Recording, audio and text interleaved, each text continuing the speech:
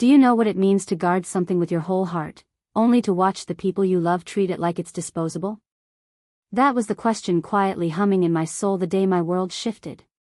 My name is Margaret Dawson, and I've spent 47 years walking a delicate line between visible sacrifice and hidden resilience. Most people know me as a retired high school literature teacher, the kind who still marks up books in pencil margins and buys scones for her book club. But there's another part of me, a quieter, steelier version, that has been guarding a secret since the spring I turned 29. It all began with a shattered glass. Not metaphorically, though there would be plenty of those too. No, it started with an actual crystal champagne flute slipping from my future daughter-in-law's hand, shattering like fine frost across the marble floor of her luxury condo. And all because I had uttered 10 simple words. Actually, I still own the family lake cabin. That moment marked the unraveling. But to understand the full weight of those words, to grasp the decades of quiet fortitude behind them, you need to go back much further. The year was 1980, and I was a 29-year-old mother, barely holding it together as my marriage dissolved like mist over the lake. In a photograph I still keep tucked inside my grandmother's worn Bible, I stand beside my then 4-year-old son, James, smiling through the ache of knowing our lives were about to change forever. Behind us, in the soft golden light of late August, sits the cabin. A humble cedar structure nestled along the northern bend of Echo Pines Lake. It was never flashy. No fancy finishes, no modern plumbing in those days. But every board was laid by my father, Thomas, a construction foreman who spent his weekends over nearly a decade crafting the place with his calloused hands and unmatched pride. He didn't just build a cabin. He built a sanctuary, one that held our family's laughter, grief, and stories in its very walls. He would often say, in his gravelly voice, "Margie, people think legacy means money or land, but it's really what you love enough to keep alive." I never forgot that. When I married Edward Dawson, a rising star in corporate law, people called it a fairy tale. A small-town schoolteacher marrying into old city money, it made for a charming headline in the Courier-Times and an even better story at cocktail parties. But under the surface, the cracks had already begun. Edward was magnetic, yes, but also meticulous in ways that left no room for deviation, spontaneity, or dreams that didn't align with his vision. By the time James was 6, Edward's absences had grown from weekly to monthly, swallowed by business trips and strategic dinners. And soon, those dinners began to include someone else, Clara, a junior associate with striking cheekbones and a 10-year plan. When I discovered the affair, the air left my lungs as if someone had slammed the door on a life I didn't even realize I was still trying to hold on to. The divorce was public, bitter, and cold. Edward's family had influence, and his lawyers treated me like an obstacle to be negotiated. During mediation, one of them, a smug man named Trevor with slick back hair and too much cologne, leaned forward and said, "The lake property will, of course, be liquidated. It's jointly acquired marital property, and quite a valuable one." I didn't argue. Not out loud. Because by then, I had already taken quiet steps that no one saw coming. 3 months before I filed the papers, I had transferred the ownership of the lake cabin to a small, private trust. With the help of my best friend from college, Linda Reyes, now an estate attorney with a spine of steel and a heart of gold, I created the Maplewood Legacy Trust, named after the sweet old street I grew up on. We did it quietly, legally, and without fanfare. The documents claimed the sale had satisfied a separate debt. But what it really did was safeguard the last piece of my soul that hadn't yet been trampled. "You're not hiding," Linda told me over chai tea in her office the day I signed the papers. "You're preserving. There's a difference." She was right. After the divorce, Edward offered me a strained apology about the cabin, laced with fake regret. "It'll probably get torn down," he said with a sigh that sounded almost pleased. I nodded. Not because I agreed, but because silence was my new armor. Let them think they'd won. Let them think I had nothing left. In truth, I had everything I needed, the cabin, my son, and a quiet, stubborn hope that someday, James would understand what I had done. Those early post-divorce years were hard. I moved into a modest 2-bedroom apartment across town and returned to teaching literature at the high school where I once interned. We lived on a budget so tight it squeaked, but I made it work. I learned how to stretch a dollar like taffy, how to shop secondhand with pride, and how to make home feel safe even in small spaces. But every summer, when James went abroad with Edward and Clara, France, Italy, Morocco, I would sneak away for 2 sacred weeks. I'd drive up the winding path to Echo Pines, open the creaky door of the cabin, and breathe in the scent of pine, aged wood, and quiet resilience.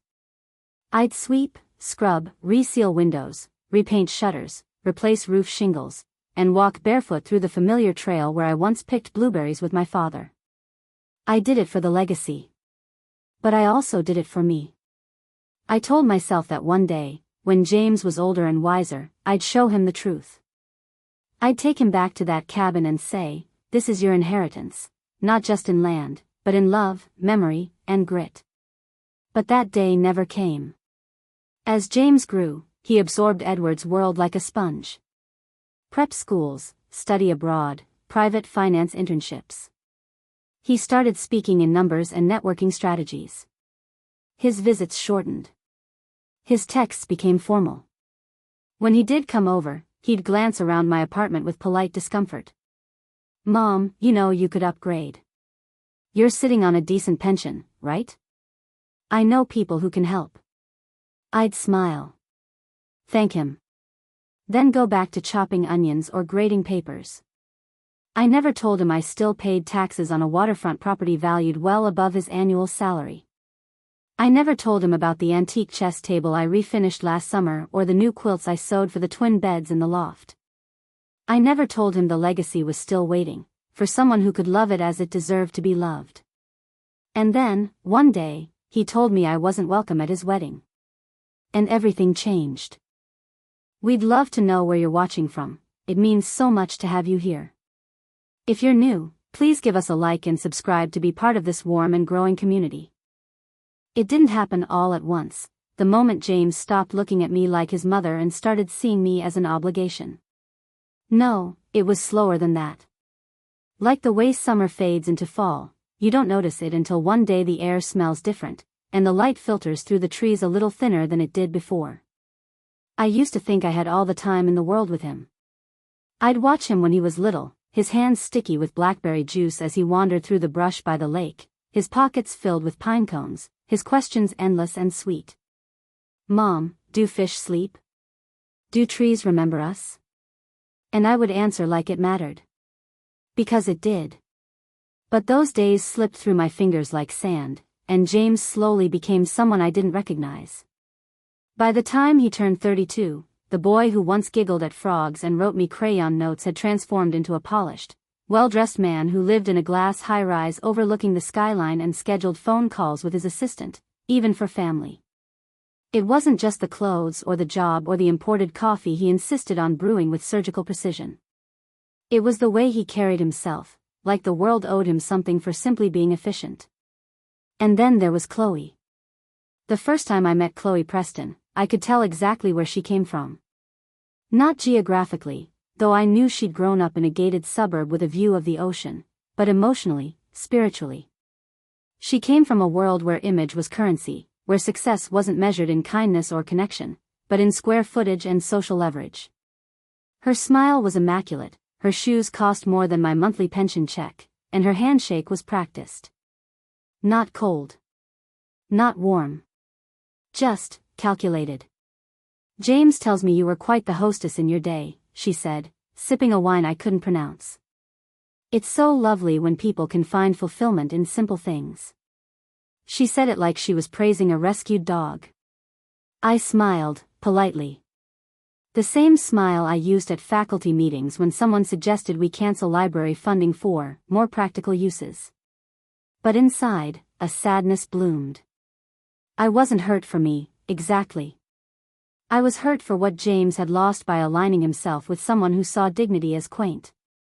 Still, I tried. For 3 years I smiled at her champagne parties and learned to make conversation with hedge fund managers who asked about my little school like it was a charity project.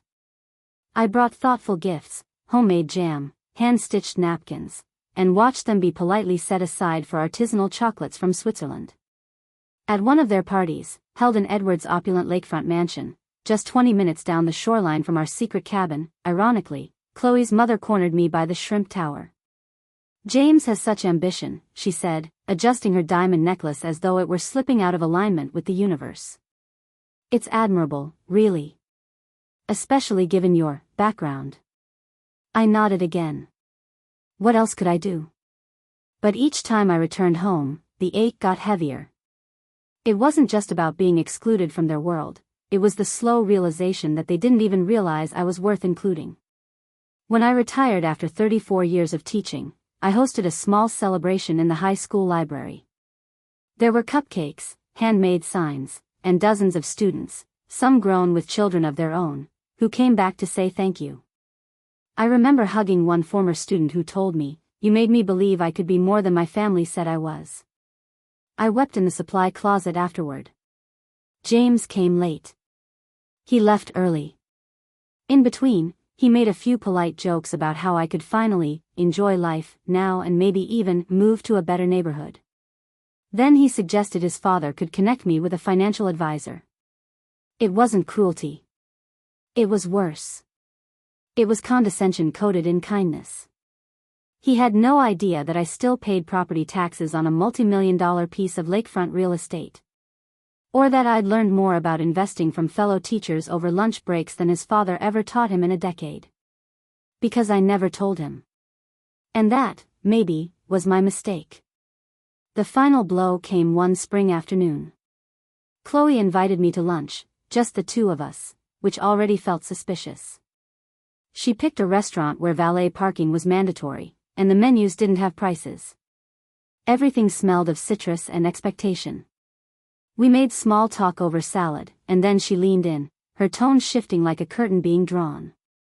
"Margaret, we wanted to talk to you about the wedding." I nodded. I'd already booked my flight, spent days sewing a navy blue dress that reminded me of one I wore the day I married James' father, back before everything fell apart. But what came next made my blood run cold. It's just, with Edward bringing his entire extended family and some of his business associates, we're trying to create a very specific aesthetic for the weekend. I blinked. Aesthetic. Not guest list. Not celebration. Aesthetic. "We think it might be more comfortable for you to celebrate with us later, perhaps at a smaller family dinner when we return." There it was. Dressed in elegance, perfumed with politeness, but unmistakable. I was being uninvited. From my only child's wedding. I drove home in silence. No music. No tears. Just the steady hum of the highway and the tightening knot in my chest. By the time I turned onto my street, the wheels in my mind had begun to spin. Not with anger. Not with revenge. But with purpose. If James and Chloe wanted a wedding without the discomfort of my presence, fine. But they would also need to live with the weight of a legacy denied. And the cabin? That quiet fortress of memory, love, and sacrifice? It would no longer wait in the shadows for someone who didn't see its worth. They say grief comes in waves, but what they don't tell you is that sometimes those waves don't crash. They rise slowly and silently until you're drowning in a room full of smiling faces. That's how I felt the night I sat across from James and Chloe at their dining table, perched high above the city skyline, with the soft clink of champagne flutes echoing around us like distant bells of betrayal. James looked impeccable, as always, tailored gray blazer, polished loafers, the faintest scent of cedar cologne. Chloe wore a cream silk blouse that shimmered like frost under the chandelier. Everything about the setting was curated to perfection. But beneath the surface, something ugly was blooming. They'd invited me for dinner under the guise of sharing wedding updates. I knew better. The atmosphere hummed with tension, like a violin string pulled taut. As I settled into the high-backed chair at their marble table, Chloe smiled, warm but hollow. "So glad you could join us, Margaret. We've got some exciting plans to share." I smiled back, equally warm, equally hollow. Because I had plans too. Tucked inside my purse was a thick envelope filled with truth, trust documents, maintenance receipts, and photographs, proof that the cabin they believed lost had been preserved for over 4 decades. James cleared his throat and began speaking in the practiced tone of someone delivering a quarterly earnings report. So, the wedding. As you know, it's being held at La Serena in Santorini, beautiful venue, intimate, exclusive. But with Dad bringing a large group of colleagues and Chloe's extended family flying in, we've had to make a few adjustments. Adjustments. Such a tidy word for erasure. Chloe leaned forward, her manicured hands folded neatly. We were just worried the dynamic might feel complicated for you. It's not about exclusion, it's about maintaining harmony. I nodded slowly. You mean it might be uncomfortable, for Edward's guests, seeing his ex-wife among the crowd. Silence. Chloe glanced at James. He looked away. It's not that simple, James said. We want this weekend to be smooth, drama-free. We thought maybe we could do a smaller celebration together once we're back. Just us. Something meaningful. I looked at my son then, not the man he'd become, but the boy I used to read bedtime stories to, the one who clutched my hand during thunderstorms and asked me if angels could hear us whisper. He was gone. Or at least buried beneath years of curated detachment. So I took a breath, reached into my purse, and laid the envelope on the table like a silent offering. James frowned. Chloe blinked.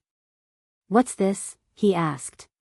Something I've been meaning to share, I said softly. He opened the envelope slowly, drawing out the papers like they might burn him. The first was the deed, transferred to the Maplewood Legacy Trust, dated 2 months before my divorce was finalized. The second, decades of property tax receipts, paid religiously, every quarter. The third, maintenance invoices, roof repair, plumbing updates, even a note from a local contractor who fixed the dock after a heavy storm in 2009. Finally, the photographs. Pictures of the cabin each summer, freshly painted shutters, new curtains in the loft, a crocheted blanket folded at the foot of the bed. A hummingbird feeder on the porch. A pot of herbs on the windowsill. A book with my bookmarks still inside. Evidence of a life lovingly maintained. Chloe's hand trembled. Her champagne flute slipped from her fingers, smashing against the tile floor. None of us moved to clean it. James stared at the papers in stunned silence. You kept it, he whispered. All this time? I nodded. I never lost it. I protected it. He looked down at the photographs again, his eyes scanning the details like they held secrets he should have known but never bothered to ask about. Why didn't you tell me? Because you were becoming someone who didn't want to hear it. It wasn't cruel, just honest. There was a pause, a long one, before Chloe cleared her throat and said, carefully, James' father has been trying to buy back that land for months. He told us it was sold years ago. That he was negotiating with the current owner to surprise you with it as a wedding gift. I let out a quiet laugh, not bitter, just tired. He found the trust. Probably recognized the name, my maiden name. And instead of calling me, he started negotiating with lawyers and real estate brokers to reclaim what he once tried to take. James sat back, stunned. He knew. Of course he did. Men like Edward never forget what they can't own. There was a flicker of something behind James' eyes, confusion, betrayal, maybe shame. Then Chloe added the final nail. We were planning to tear it down, she said, her voice almost apologetic. Build a new house, something modern, something more, us. It hit me like a slap. Tear it down. That was their plan, for the sanctuary built by my father's hands, preserved by my own, to be razed and replaced with an Instagram backdrop. I stood slowly and placed one final document on the table, the trust amendment. Effective today, I said, the cabin will no longer pass to you. Upon my death, or within 1 year from this date, it will be donated to the Echo Pines Conservation Trust. They'll preserve it as a heritage site, protect the shoreline, and keep it exactly as it is. James' mouth fell open. You're punishing me. No, I replied gently. I'm protecting what matters from people who don't understand its value. Chloe leaned forward, her tone cold. This feels manipulative. And asking me not to attend my own son's wedding didn't? No one answered. The silence was thick with everything we weren't saying. Before I left, I turned back to James. You have 1 year, I said. 1 year to show me you understand what that cabin means. What I mean. After that, there's no going back. I walked out of the condo and into the night air, the city lights flickering like false promises behind me. For the first time in years, I didn't feel small. I felt seen. By myself. Some people find power in raising their voice. I found mine in making a phone call.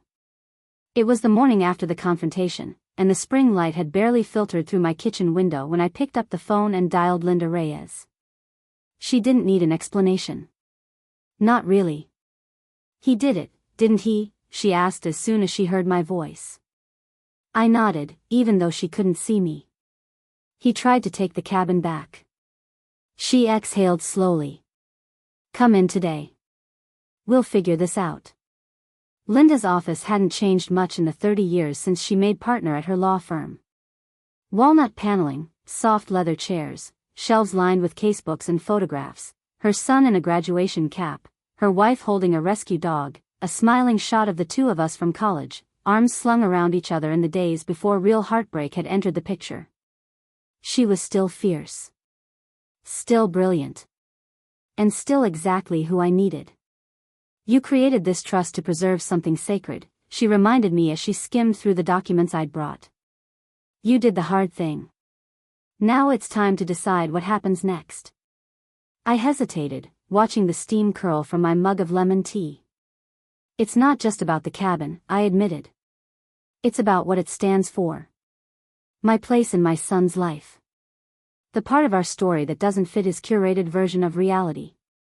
Linda nodded, tapping her pen against her notepad. So the question becomes, do you want to give him another chance to value that legacy, or do you let it go? We spent the next 2 hours mapping out options. Legally, the trust was airtight. I was the sole trustee, sole beneficiary, and still fully in control. The amended clause was clear: if James failed to reconnect, not just with the cabin, but with the values it represented, ownership would shift to the Echo Pines Environmental Conservancy, a group dedicated to preserving the lake and surrounding forestland from commercial development. They'll maintain it as a heritage site, Linda said, sliding over a proposal from the Conservancy. They'll keep the structure intact, open it for seasonal visits, and protect the shoreline indefinitely. It was more than a donation. It was an act of preservation. Before I left the office, Linda asked one final question. Do you want to notify James officially? I paused. Then nodded. Yes. But I'll do it in person. He needs to hear it from me, and see it in my eyes. I wasn't angry. I wasn't vengeful. But I was done being erased. 3 days later, I drove to Echo Pines. The gravel path wound like a forgotten ribbon through tall trees, their branches just beginning to burst with the lime-green fuzz of early spring. Cardinals sang from the treetops. The lake shimmered like silver silk in the late afternoon light. When I stepped onto the cabin porch, a memory washed over me: James at age 6, wrapped in a towel after his first swim across the cove, grinning, shivering, triumphant. Did I do good, Mom? He asked, eyes wide with hope.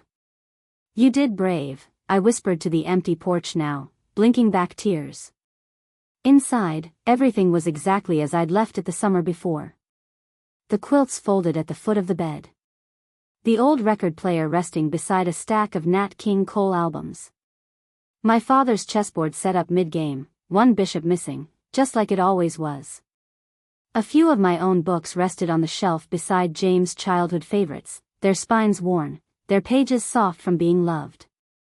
I spent the night alone, listening to the soft rustle of trees, the creak of old wood, the gentle lapping of water against the shore. I made tea. I reread letters my mother had written me after college. I sat at the dock until the stars came out in their hundreds, reflected in the still surface of the lake. And in the quiet, I made peace with what I had to do. A week later, Linda called with new information. Richard's firm knows, she said. They've quietly confirmed the trust and are advising him to stay out of it publicly, but he'll find another way, I finished for her. Probably, she agreed. But you should also know this, Chloe and James have been looking at properties in Echo Pines. Word is, they were planning to reclaim the family land as a wedding surprise. I laughed, not because it was funny, but because of the audacity. Let me guess, I said. They were going to knock it down and build something sleeker. Exactly. Linda's voice softened. Are you still sure? Yes, I said firmly. And I want it documented that the cabin won't be transferred to James unless he shows, within 1 year, a genuine willingness to honor what it represents, not just inherit it like a prize. She nodded, scribbling in the margins of her legal pad. In the weeks that followed, I gathered everything. I printed photos spanning decades, me recaulking windows, repainting the shed, sewing curtains by candlelight. I wrote a letter detailing each renovation, each storm weathered, each memory held in the walls. I prepared a packet with receipts, records, letters, and my father's old journal entries, his thoughts on legacy, on building something with your hands. Then I waited for the right moment. It came soon enough. Mom, James said over the phone one Thursday. We wanted to invite you to dinner. Just a quiet night, the three of us. His voice was even. Unbothered. I smiled as I looked at the envelope waiting on my counter. Saturday works for me. Because this time, it was my turn to set the table. And the reckoning? It would arrive with grace, truth, and the quiet weight of a legacy that refused to be silenced. Saturday evening arrived with the kind of tender spring beauty that makes the heart ache a little. The sun lingered lazily in the sky, casting soft apricot light across the city skyline. I dressed with intention, nothing ostentatious, just a navy dress I'd tailored myself and a pair of simple pearl earrings that once belonged to my mother. Before I left, I paused by the envelope on the hallway table. Inside was a carefully assembled collection, the trust deed, updated succession documents, 40 years of maintenance records, photographs, and a letter, my letter, addressed not just to James but to the boy he used to be. I slipped the envelope into my purse, took a breath, and stepped out into the evening air. James and Chloe's condo sat in Riverwatch Tower, all glass and brushed metal, the kind of building that seemed to resist the warmth of human touch. When James opened the door, he offered a polite kiss on the cheek, an automatic gesture, hollow and practiced. Their home was immaculate. Gleaming surfaces, curated art, a faint aroma of citrus and linen. Come in, Mom, James said. We have something exciting to share. Chloe appeared, balancing a tray of hors d'oeuvres that looked more like edible sculptures than food. So glad you could join us, she said. Her smile didn't quite reach her eyes. The table was set with gold-rimmed china and a bottle of vintage champagne chilling in a silver bucket. It looked more like a high-end restaurant than a home. The view of the city lights beyond the window seemed to underscore just how far away from the lake, from realness, from legacy we truly were. I took my seat. They began with pleasantries. Vacation plans. An update on their condo renovation. I let them talk, let them fill the space with their carefully rehearsed performance. Then James leaned forward, beaming. We've been working on something special, Mom. Dad's been helping us. I stiffened. Chloe interjected smoothly. He discovered that our old family cabin, the one you lost in the divorce, is back on the market. James grinned. He's negotiating to buy it. For us. As a wedding gift. There it was. The punchline to a joke I never wanted to hear. It's the same one, James continued excitedly. The stone fireplace, the shutters. We're going to rebuild it, make it modern, open concept, something we can host in. Start fresh. Fresh. Like history had never happened. Like hands hadn't built those walls in love and grief and resilience. Chloe added, with a warm lilt, we thought you'd be thrilled. It's a way to honor the past and step into the future. I smiled. A quiet, calm smile. Then reached into my purse and laid the envelope on the table. James blinked. "What's this?" "The truth," I said softly. He opened it slowly, flipping through the documents. The room grew still. First the deed, dated before my divorce. Then the tax records. The repair logs. The photos. He paused on one image, me, sitting on the dock with a book in my lap, a cup of tea steaming beside me. The lake behind me shimmered with late summer light. I looked peaceful. Whole. Chloe's eyes widened. She leaned in, her voice faltering.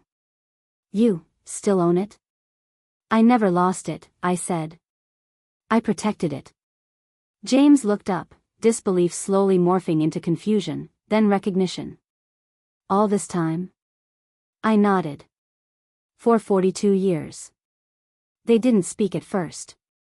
Just stared at the table, as though it had betrayed them. Then James' voice cracked through the silence.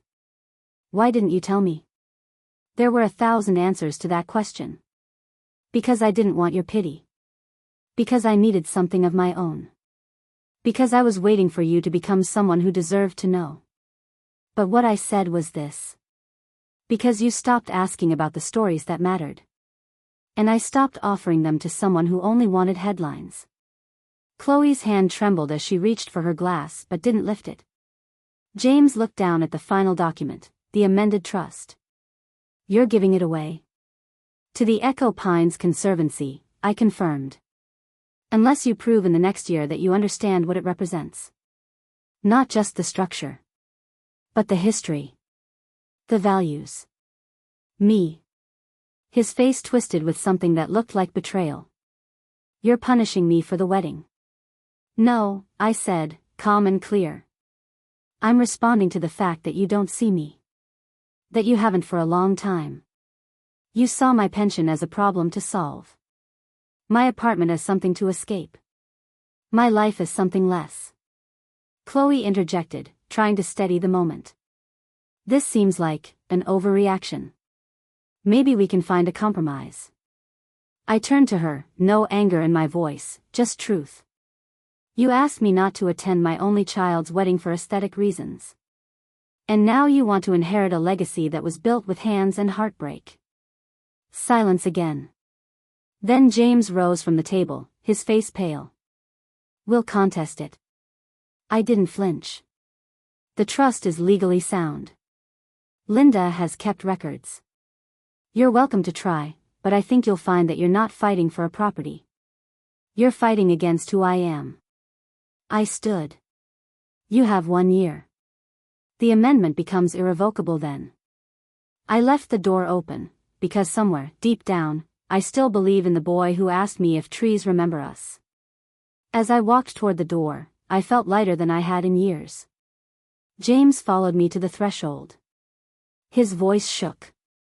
"You've had this strength all along?" I turned to face him. "You never bothered to look."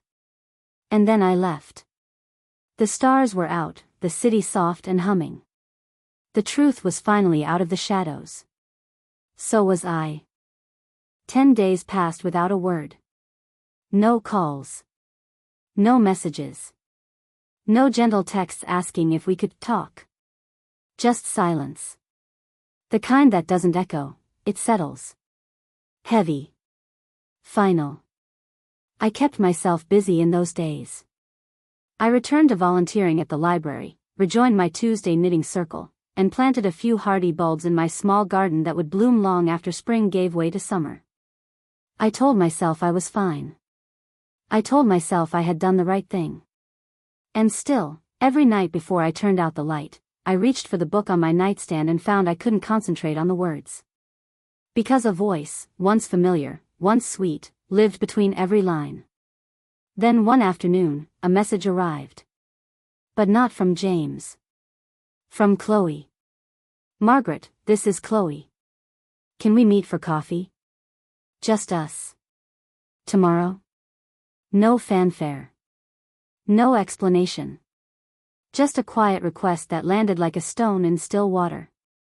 I hesitated only a moment before replying. Yes. 10 a.m. Riverside Cafe. I arrived early, the scent of roasted beans and lemon scones curling into the morning air like memory. Chloe was already seated in the far corner, out of her usual element. She wore no makeup, just jeans and a soft sweater, her hair loosely pulled back. For the first time, she didn't look curated. She looked real. "Thank you for coming," she said, standing awkwardly before we sat. "Of course." We were quiet for a beat. Then Chloe reached for her coffee, staring into the foam like it held answers. "I need to apologize," she said finally. "For the lunch. For the wedding. For how I treated you. You didn't deserve any of it." I waited. Not out of pride, but out of something deeper, curiosity. She went on. "I was raised to believe that discomfort was to be avoided at all costs. That success was about minimizing awkwardness, projecting perfection. I honestly believed that by keeping the wedding curated, we were protecting everyone."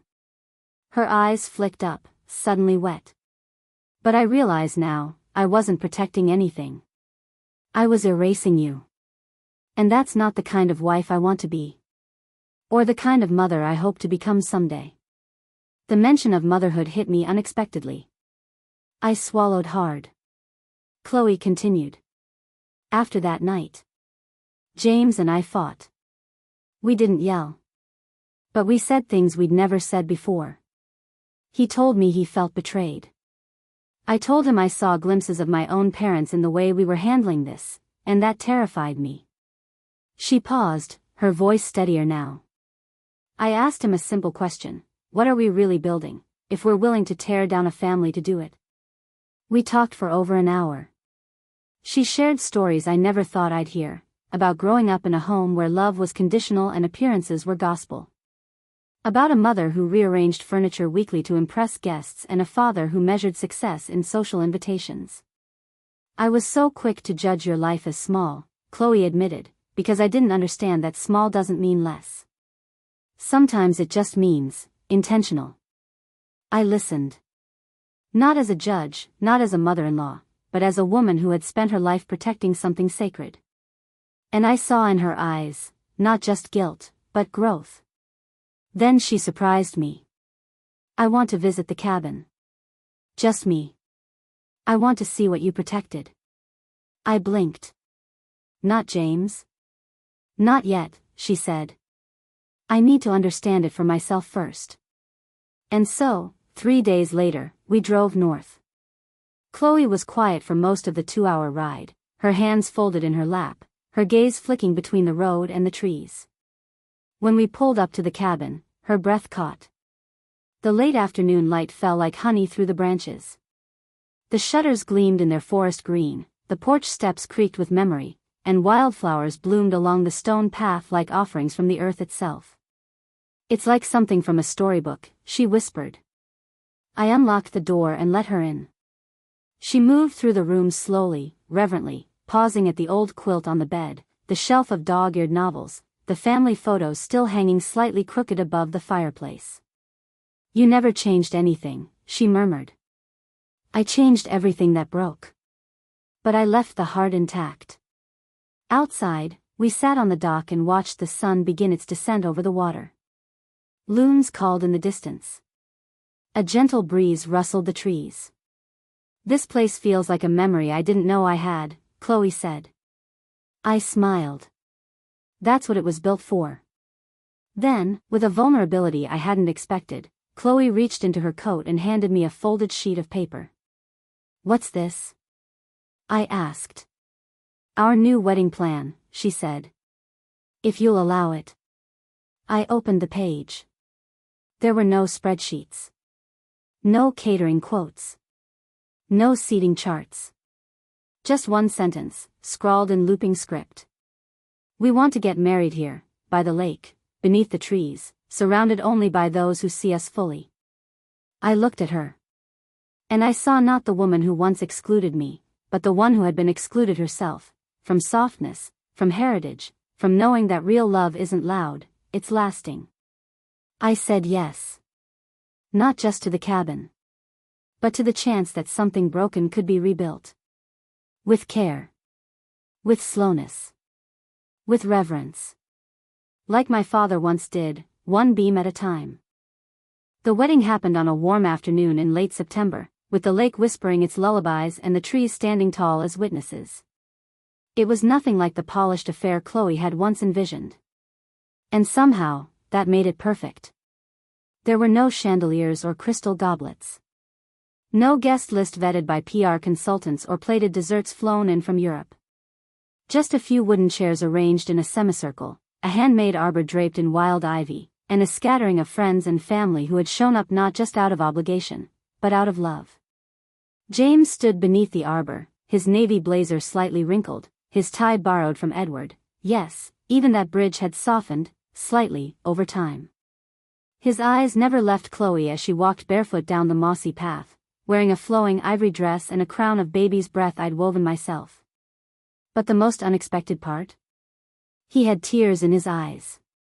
Real ones. The days leading up to the wedding had been filled with more than just flower picking and chair sanding. James had come to the cabin the very next weekend after Chloe's solo visit. He arrived early in the morning, holding a toolbox and a handwritten list of repairs. "I want to learn," he said. "Not just about the property. About you. About what I missed." At first, I was cautious. But I handed him a hammer. And for the next 6 weekends, we worked side by side. We cleaned the gutters, replaced the porch steps, sanded and restained the dock. We fixed a loose shutter and rewired the old lamp over the fireplace. He asked questions, not just about how things worked, but about why I'd kept it all going. I told him stories as we worked. About his grandfather's work ethic. About the time his father got stuck in the chimney trying to install a flue and I had to call the fire department. About James himself, building fairy houses in the woods and naming frogs after Greek gods. He laughed. He cried once, quietly, when he came across the journal his grandfather had kept, entries written in blocky pencil scrawl, detailing the cabin's construction, the birth of his grandson, and a single, poignant line. "Someday, this place will belong to someone who understands what it means to stay." James read it 3 times. After the wedding, we all sat on picnic blankets under the stars. Someone brought a guitar. Someone else brought a pie. Chloe's mother, stoic and stunned by the intimacy of it all, watched her daughter dance in the grass with her new husband, barefoot and laughing. Linda was there, of course, sipping cider and smirking each time someone complimented the property. "You really ought to make this a venue," one guest said. "It already is," I replied. "Just not for rent." 3 weeks later, James returned with a small envelope. Inside was a letter, a real one. Pen on paper. "Mom. I don't want the cabin because it's valuable. I want it because I finally understand what it cost you to keep it. I want to carry it forward. I want to protect it, like you did. And if you ever decide to pass it down, I promise, on your father's journal, that I will not tear it down. I will not build over it. I will build within it. With love. Your son, James." And so, 1 year after our fateful dinner, I made my final amendment to the trust. The cabin would pass to James and Chloe, on the condition that it never be sold or demolished, and that it remain in the family, maintained by hand, for as long as it stood. I sealed the envelope. Set it in the fireproof box in the cabin study. Then poured myself a glass of red wine and sat on the dock, watching the sun sink gently behind the pine trees. I used to think legacy was something you left behind. Now I know, it's something you live into. It's not just deeds and dates and legal documents. It's the laughter echoing through the trees. The smell of wood smoke on flannel. The lessons passed down on porches and in gardens and over cups of tea. It's knowing you were seen, finally, not for what you built, but for why you built it. And for the first time in a long time, I didn't feel like I was guarding something alone. I was sharing it.